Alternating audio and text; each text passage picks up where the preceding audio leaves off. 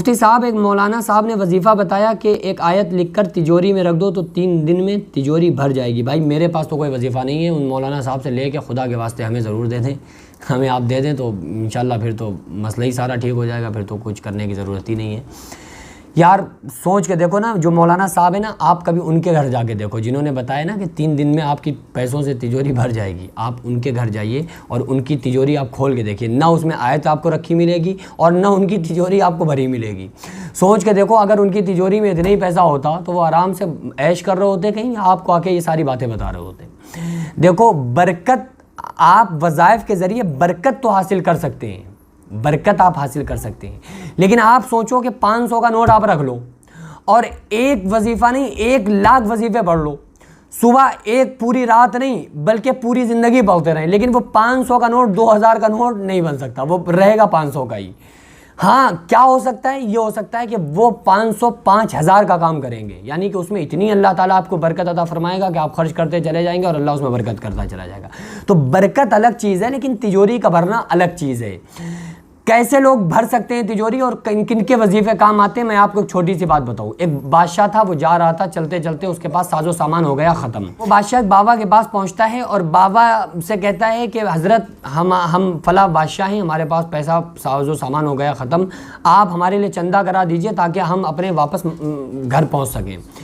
तो उसने कहा, वो बादशाह, वो बुज़ुर्ग बोले कि ऐसा करो, कुछ डेले मट्टी वगैरह इकट्ठा करो।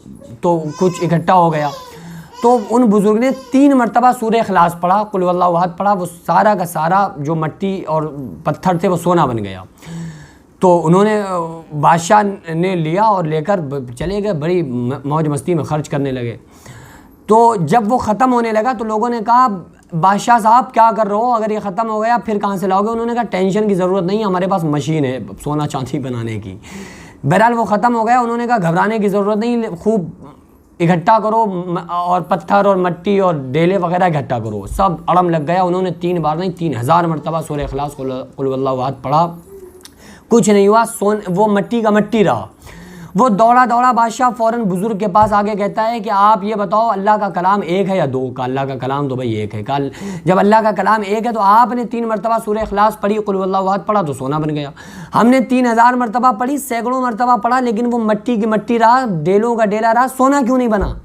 तो बुज़ुर्ग ने फरमाया कि बेटा अल्लाह का कलाम तो एक है लेकिन ज़ुबानें 2 हैं। जब कोई बुज़ुर्ग अगर किसी अमल को करता है तो अल्लाह ताला उनको बग़ैर अमल से फूंक से ऐसे ही देगा, लेकिन बरकत देगा। आप ये सोचो कि ये वज़ाइफ, देखो हमें चाहिए कि हम शरीयत मुस्तफ़ा के पाबंद हो जाएं। अल्लाह ताला कुरान में कह रहा है, वमन युतिल्लाह व रसूलहु फ़क़द फ़ाज़ा फ़ौज़न अज़ीमा, जिसने अल्लाह और उसके रसूल सल्लल्लाहु अलैहि वसल्लम की फरमा बरदारी की वो कामयाब हुआ। तो अगर हमें कामयाब बनना है दुनिया और आखिरत में, तो हमें अल्लाह और उसके रसूल सल्लल्लाहु अलैहि वसल्लम की फरमा बरदारी करना चाहिए। वज़ाइफ अपनी जगह हैं, लेकिन वो वज़ाइफ आपके पैसे में बरकत तो उन वजहों से हो जाएगी। आका अलैहिस्सलाम ने फरमाया कि आसमान में 2 दरवाजे हैं, जब बंदा नमाज रोज़ा अमल करता है तो एक से उसका अमल चलता है, दूसरे से रिज़्क़ उतरता है, और जब अमल करना बंद कर देता है तो दोनों दरवाजे बंद हो जाते हैं। तो ये इस तरह से हमें दरवाजे खोले ना रिज़्क़ के, हम अमल कुछ कर नहीं रहे होते और तिजोरी में पैसा भरने की सोचते रहेंगे, ज़िंदगी भर पलते रहेंगे, लेकिन आपकी तिजोरी खाली की खाली रहेगी। अच्छा आप आजमा के देख लो, जो मौलाना साहब ने आपको आयत बताई है ना, आप उसे पढ़ के रख के देख लो ना, क्या फ़र्क पड़ता है। और मुझे भी आप भेज दीजिए, इंस्टाग्राम पर मुफ्ती आलम मदारी ऑफिशियल के नाम से अकाउंट है, आप उसमें मेरे पास भी भेजिए, मैं भी रख के देखता हूँ कि यार क्या होता है। हमें चाहिए हम शरीयत मुस्तफ़ा के पाबंद रहें, वजीफ़े करें, तो इंशाअल्लाह अल्लाह हमें बरकत अता फरमाएगा। लेकिन इस तरह से अगर तिजोरी भरने लगें तो फिर मौलवी आपको एक ज़र्रा वजीफ़ा नहीं बताएंगे। कौन चाहता है कि हमारे अलावा भी दूसरा आदमी अमीर रहे? तो वो खुद करके बैठे रहेंगे, आपको कभी नहीं